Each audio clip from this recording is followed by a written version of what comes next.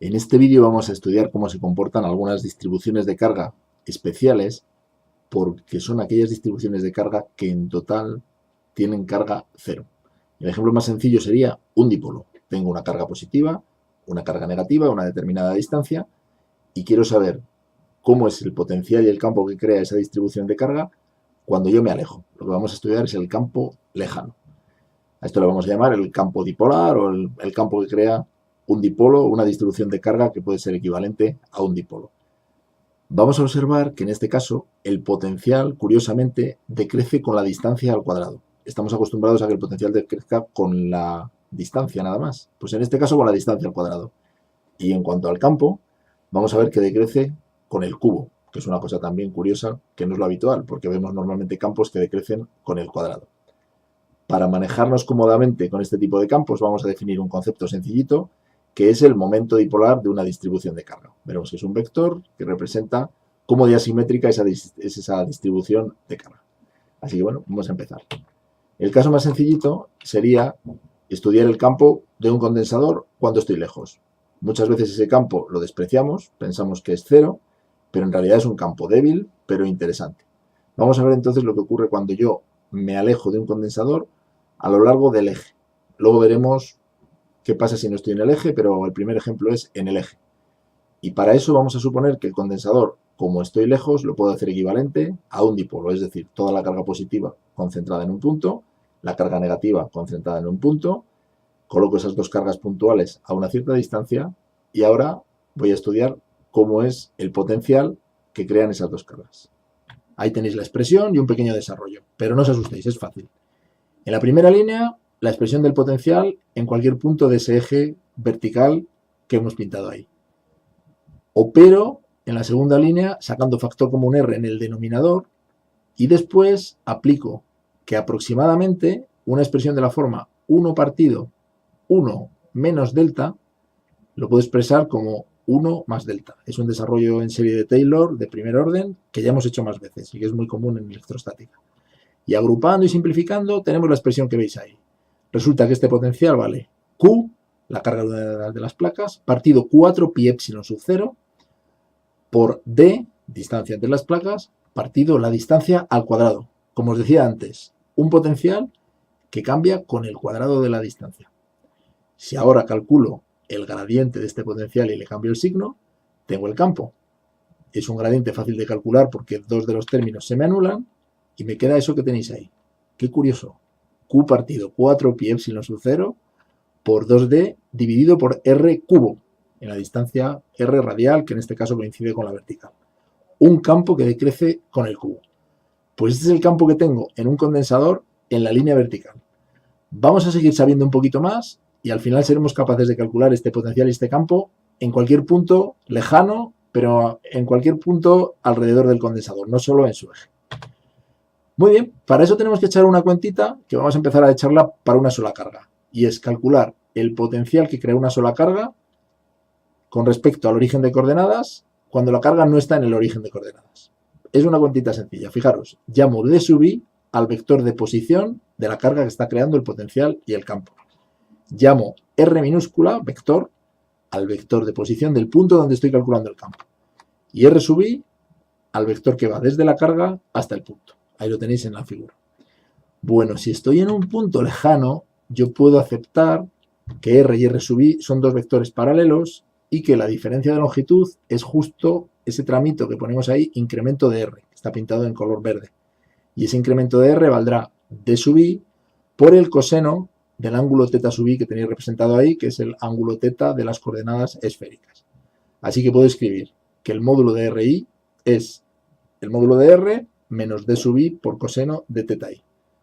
Y ahora esta expresión la utilizo para calcular el potencial. Ahí lo tenéis. El potencial es 1 partido 4 pi epsilon sub 0 por la carga I dividido por la distancia RI. Sustituyo por ese valor aproximado que he calculado, saco otra vez factor común R en el denominador y vuelvo otra vez a aplicar aquello de que 1 partido 1 menos D aproximadamente es 1 más D, cuando D es pequeñito. Y me queda esa expresión que tenéis ahí, con dos términos. El primer término tiene R en el denominador, que es la distancia al origen, 1 partido 4 pi epsilon sub 0 por la carga I partido R sub i, Y el segundo es un término que tiene r cuadrado en el denominador. Y además va multiplicado por el vector unitario r, vector radial de esféricas, por d sub i, que es ese vector de posición de la carga sub i. Esto es para una sola carga. ¿Qué pasa si tenemos un conjunto de cargas? Pues podemos de golpe calcular el potencial del conjunto. Para eso hemos calculado primero una sola carga. Entonces el potencial del conjunto será 1 partido 4 pi epsilon sub 0, r en el denominador, más la suma de todas las cargas, primer término, más un segundo término que es 1 partido 4 pi epsilon sub 0, r cuadrado en el denominador, por el vector r unitario, multiplicado escalarmente por esa suma que tenéis ahí. Es una suma de cargas por vector de posición de cargas. Es una especie de vector de posición de el conjunto de las cargas ponderado por las cargas. Esto me da una información de dónde puedo encontrar el centro de cargas, digamos.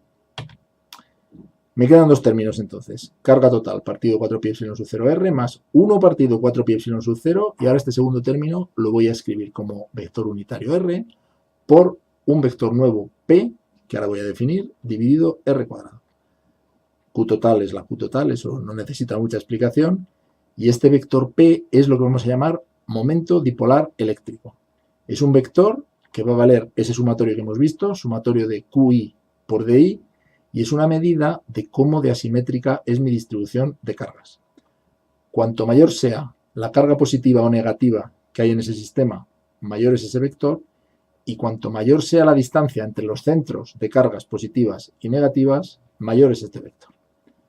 Muy bien, entonces se cumple, no lo vamos a demostrar aquí, que si la carga neta de un sistema es 0, entonces ese vector P, ese sumatorio que hemos definido, no depende del origen de coordenadas.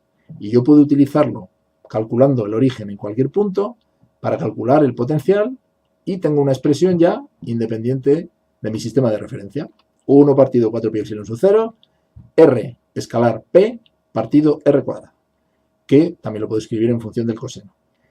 Entonces lo que ocurre aquí es que en el eje vertical hemos visto al principio que el potencial depende de la distancia al cuadrado. En cualquier otra dirección también depende de la distancia al cuadrado, pero va multiplicado por un coseno, que hace que el potencial sea un poco más pequeño cuanto más se abre ese ángulo teta, hasta llegar al plano horizontal, donde el potencial es 0 porque es coseno de 90. Bueno, esto se ve muy bien aplicándolo a un caso sencillito como es otra vez nuestro condensador. Yo puedo ahora tratar de calcular el campo lejano del condensador en cualquier punto, no solo en el eje vertical como antes. Para eso calculo su carga neta, que es 0, y calculo su momento dipolar aplicando que Q1 por D1 más Q2 por D2, donde D1 y D2 son vectores de posición de las dos cargas, me da ese momento dipolar P. Lo calculo y me da eso que tenéis ahí, Q por D, haciendo una pequeña operación. Q es la carga de una de las placas del condensador y D es el vector que va de la carga negativa a la carga positiva. El D es el módulo, que es la distancia entre las dos placas. Aplico esta P a la expresión de antes y tengo que el potencial creado por este condensador en puntos fuera del condensador y un poco lejanos es 1 partido 4 pi epsilon sub 0 R por P escalar partido R cuadrado. Y sustituyendo me queda eso que veis ahí, 1 partido 4 pi epsilon sub 0, Q por D por coseno de teta partido R cuadrado. Y si ahora quiero el campo lejano del condensador en cualquier punto, no solo en el eje, pues aplico el gradiente y tengo esas expresiones de ahí. Fijaros la forma que tienen esas expresiones. Aparece en el denominador 4 pi epsilon sub 0, en el numerador Q por D, que es el módulo del vector P, y o bien el coseno o bien el seno. Además, en la componente radial sub R aparece un 2 que hace que sea el doble de esa componente. Ya tenemos el campo en cualquier punto y es un campo que, aparte de ese seno y ese coseno, que lo modifica un poquito, disminuye con el radio al cubo. Cuando yo me muevo en una dirección constante, teta es constante y decrece con el radio al cubo el campo. Este vector P entonces nos permite calcular potencial y campo lejano no solo para un condensador, sino para cualquier distribución que tenga carga neta nula. Ahí tenéis tres ejemplos. En el primer caso tendría una zona verde con carga más 2Q. El centro de esas cargas estaría en el centro de ese círculo. otra con menos 2Q, el centro estaría en el medio, y el vector P iría de centro a centro y valdría 2Q por la distancia entre centros. En el segundo caso, lo mismo, calcularía el centro de cargas de las 3 cargas Q, calcularía el centro de la zona menos 3Q, y lo mismo, vector P de la zona roja a la zona central de las 3 cargas.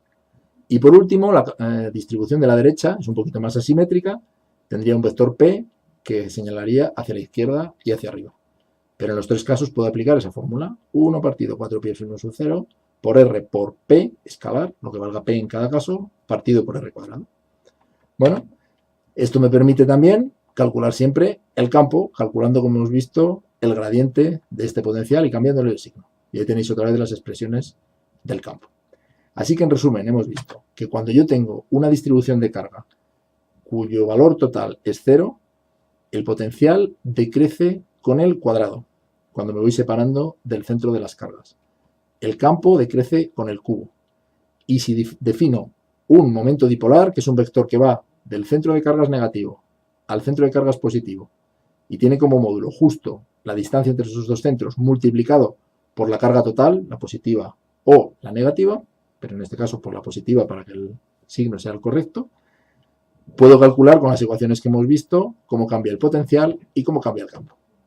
Pues muchas gracias. Esto que hemos visto nos va a venir muy bien cuando estudiemos polarización, pero eso lo veremos ya en otros vídeos.